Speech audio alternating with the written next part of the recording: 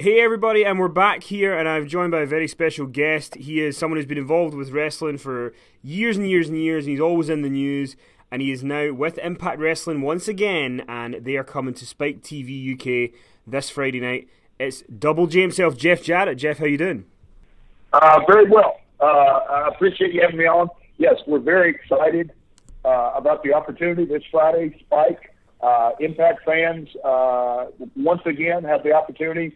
We cannot wait to reconnect with our fan base, and we're very, very thankful and blessed and excited, and you know, the Spike partnership is just beginning, but there's already been some great times of real collaborative efforts with the digital promos and the on-air promos. So, no, we're very, very excited about this Friday. And the UK was always somewhere that whenever Impact, came over here in the Januaries, you'd always do really well here, and the fans seem to always have a soft spot for Impact.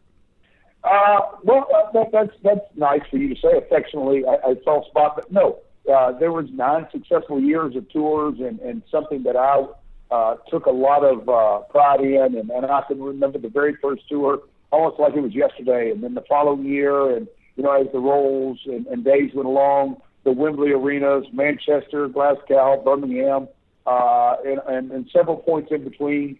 It was a very, very exciting time every January, and that's one of the things that, as I've done this media tour this morning, obviously I'm in Mexico City, just finishing up a AAA 2 days of business. We had a press conference yesterday, and the day before that, lots of business meetings. So a lot going on around the globe. But no, it's something that we're super excited. And I was asked about this just yesterday about, the live touring of Impact. In North America, we're looking at that, later this year. And I've been asked this morning several times about what's the next steps. And obviously getting back over there for the live shows is at the very, very top of our priority. I would love nothing more for me to come back on your podcast talking about a Wembley show, talking about a Manchester show, or Birmingham, or Dublin, or Wales, or wherever it may be. We're excited to be coming back. And can you talk a little bit about the deal with Spike TV UK? Because obviously Impact used to be on Challenge. There was a brief period of time where Impact was going to be on an app, but now it's going to be on Spike TV UK. It's easily accessible for everyone. Talk a little bit about how that deal came about and where people can find it on Friday.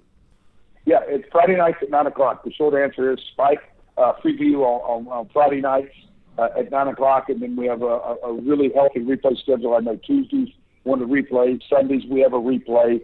You can go to the Spike website in the UK, or you can go to impactwrestling.com for the full replay schedule. But, I've just been back on board since early January, and as the days and weeks have rolled together with myself and Global Force Wrestling and Impact, and step by step as we've more become basically one and the same. But the Spike TV deal came on about 60 days ago, and it was very apparent from both sides that the partnership would make a lot of sense. Spike was looking for a flagship show, a show that could help brand their identity. They're relatively new in the marketplace, and so we're excited about teaming up with them, part of the fun, creating a great tag team with them, and really getting into the real DNA of the Spike viewer. And it came about pretty quick, and we're super excited. And Impact has a track record of success in the United Kingdom, and I cannot wait to reestablish that and build on it and grow from there.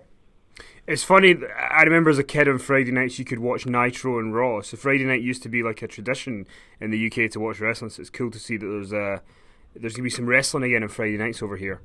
I remember those days well, and how times have changed, which is so unique. And that was a part of another one of my calls earlier this morning, is that, it's not just now Friday nights at 9 o'clock. You can be engaged, whether it's our Facebook Live that we're going to have chats on Friday, or Snapchat, or Twitter, or our .com positions with ImpactWrestling.com. You can engage, obviously Twitter, with all of our wrestlers. You can engage in them 24/7, 365, and that's different from the Nitro Raw days. Is that nowadays you literally can interact with the stars and the promotions just about at any time you would like. And obviously, can you talk a little bit about you coming back to TNA? Because obviously, to Impact Wrestling, because you were there before, you obviously left, you went and did your own thing. There was the Global Force Wrestling launch in 2014, and now you're back sort of day to day in Impact Wrestling. What led you to come back and taking such a big role again in the company?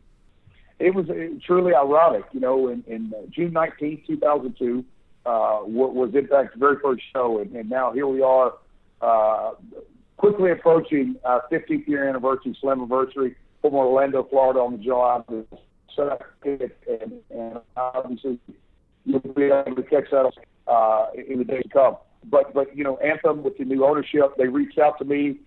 They were well aware of Global Force Wrestling, and as we interacted with one another, how can we work together? And then over the next weeks and months, you'll see how that partnership is going to continue to blossom and become more and more one and the same.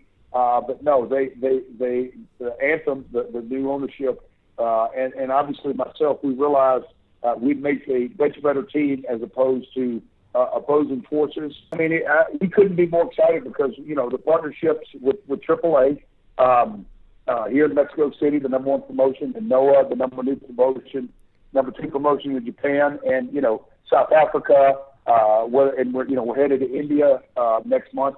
Sony 6 is our distribution partner there. So a lot of exciting things are going on in the world of Impact, and I couldn't be more excited. At the top of my list is headed to Spike TV in the UK Friday night at 9 o'clock.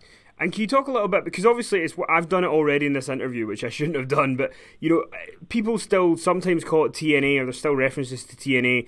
What is the kind of mission statement now on it being Impact Wrestling as opposed to TNA? Will there ever be references to TNA, or is it a complete sort of brand overhaul to just being Impact Wrestling going forward? Obviously, TNA has been well established all over the world for many years. And as Anthem acquired the assets and they moved forward, the decision was made collectively to move past that. Impact is the name of the show. That's where we're headed. There's a lot of, I'll call it dotting the I's, crossing the T's to be finalized, but we're headed down that track. But no, the letters TNA are definitely in the path of this organization. And I think it's safe to say that there are a certain portion of the audience who maybe felt a little bit burned by TNA when it was TNA towards the end, because there was several regimes towards the end that fans would stick with it and they just didn't feel they were getting what they wanted from it. How important was it for you when you came back to sort of make sure that those fans come and check it out again and kind of get a renewed enjoyment out of Impact Wrestling?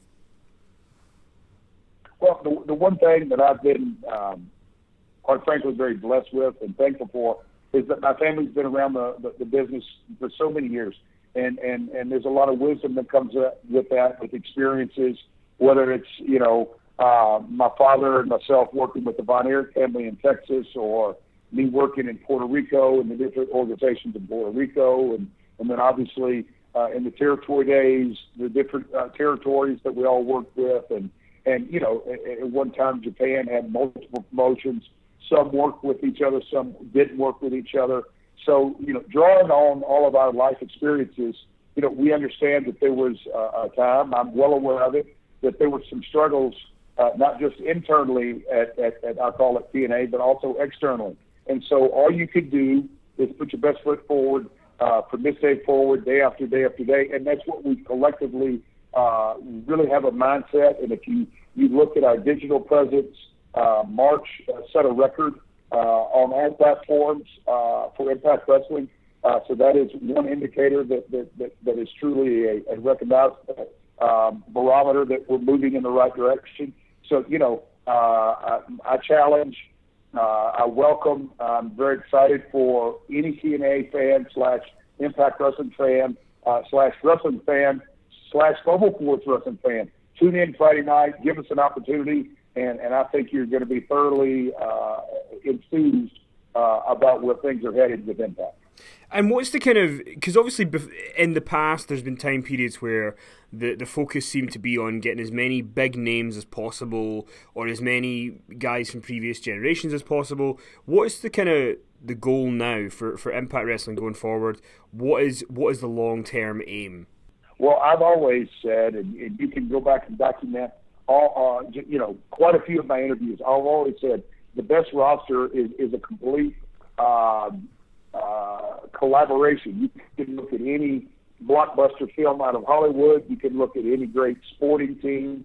It really has that mix of a few legends, your primetime players that are in the prime of their career, the up-and-coming guys that are really, really hungry. You got to have your rookies, and then you always have to have that somewhat anomaly, that breakout guy that you didn't see coming along. And so that's my goal here, is that you have to recognize the past, but you without question have to look forward to the future. And like I said earlier, there are guys out there right now that are complete unknowns, and my goal is in the next 3 to 5 years for them to become household names. That's not easy, but it's definitely attainable because Impact's track record speaks for itself. And one of the things when I was sort of telling people I was talking to you and just to kind of see what people wanted to know, because this is the opportunity to kind of ask you some questions. One of the things going on in wrestling right now that's kind of hot topic is Daniel Bryan is part of WWE. He's not wrestling right now, and he's been very vocal about he wants to wrestle again. His contract's up next year. If he became a free agent, is he someone that you would look at in terms of trying to bring into Impact Wrestling, that kind of name, who obviously has had some sort of injuries, but would you look at someone like that as one of your legendary figures to bring in? Sure. I mean, it goes without saying that any wrestler who's currently under contract, you have no comment. That's common business sense. You just don't comment on that.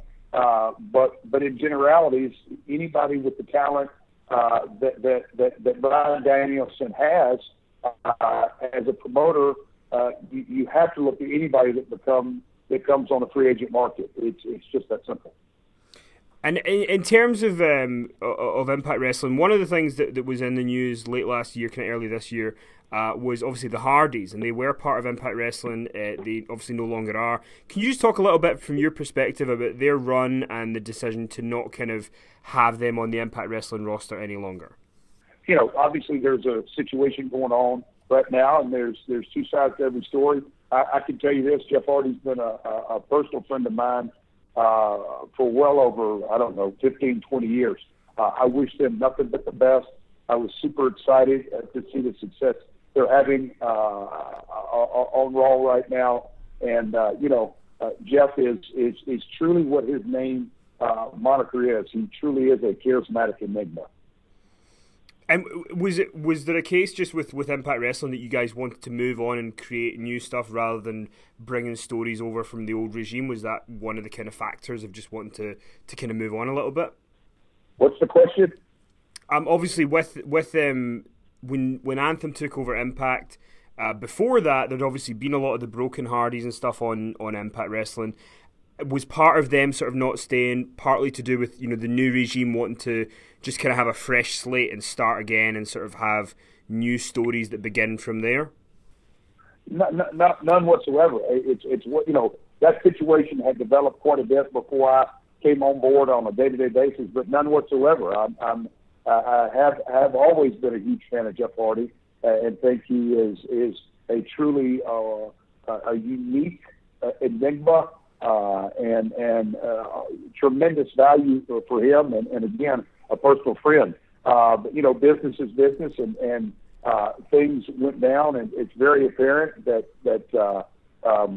Drew Galloway and Maria Kanellis, her husband, the Hardys, they're all on WWE's roster, from what I'm hearing. So a lot of that goes without saying. The realities of the situation, but we're very excited in the direction we're going, and super excited about the new business agenda that we've taken on, whether it be Spike in the UK or AAA or NOAA or our Sony 6 situation in India, our Pop TV situation as we're growing that relationship. We've got a lot of things that we're moving in the right direction, and I have no interest rehashing rehash. I'll leave that to you guys. Sure, and for people who obviously maybe, like I say, have watched Impact Wrestling before and haven't checked out in a little while, can you just talk a little bit about some of the names on the roster that they should be excited to check out on Friday? You tune in. I've already gone. I've gone into Bobby Lashley and James Storm in a world title match, Rosemary in a knockout title match. We're very excited. In Impact, we present 4 distinct divisions: heavyweight, tags, knockouts, and X division. And this Friday is going to be, in our eyes, a huge kickoff event with Spike UK TV, and very, very excited about the future and the relationship as we develop it. Great. And just finally, in terms of this year in Impact Wrestling, you've obviously got Slammiversary coming up. Are you looking at doing multiple pay-per-views throughout the year, or just keeping it sort of 1 or 2? What's the idea with the pay-per-view structure? Right now, there's a lot of things on the table that we're discussing. We're super excited about July 2nd. From a marketing perspective, we are in the process and have over the last month bringing on new marketing partners. But July 2nd, Slammiversary, is everything we're focused on right now, and very, very excited about celebrating our 15th year anniversary.